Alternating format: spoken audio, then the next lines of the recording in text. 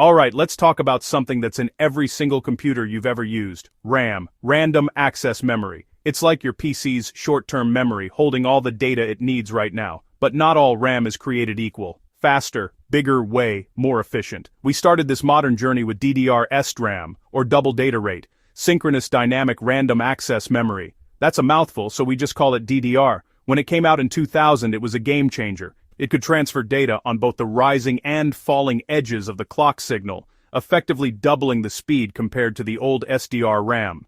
This initial DDR ran at a now seemingly slow 266 to 400 MHz. It used 2.5 volts of power, which was pretty standard for the time. Then, just a few years later in 2003, we got DDR2. The core idea wasn't to reinvent the wheel, but to make it spin a whole lot faster.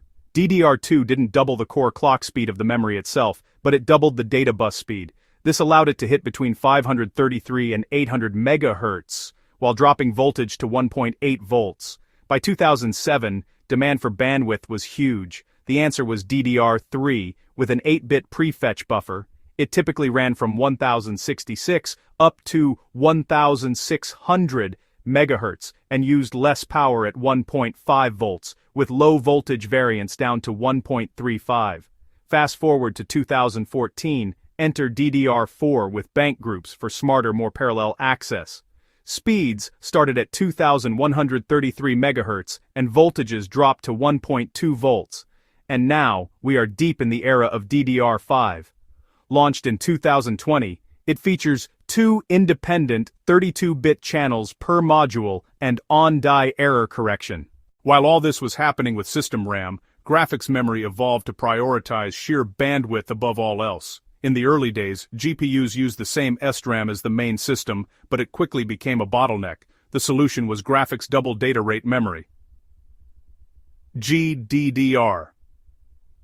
Based on DDR. But tuned for insane bandwidth. SDRAM set the stage but couldn't keep up.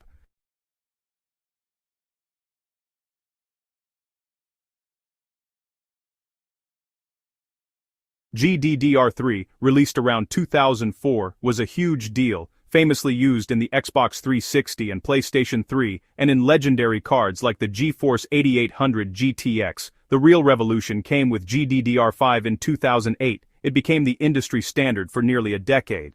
Then, GDDR5X, GDDR6, using techniques like PAM4, and GDDR6X, pushing to 21 gigabits per second and beyond. The GDDR7 standard is finalized, promising higher speeds and better efficiency for cutting-edge gaming.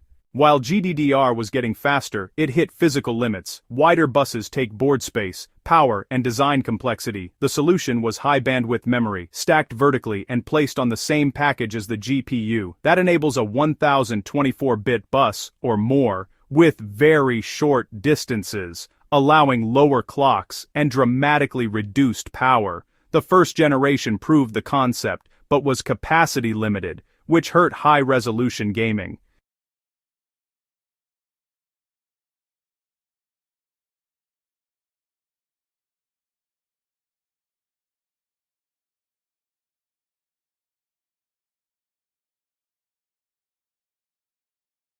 Today, we have 2 parallel paths. GDDR remains the workhorse for consumer GPUs, while HBM is the undisputed king of the high-end. Both are incredible technologies, born from the simple need to feed our ever more powerful processors with the data they crave.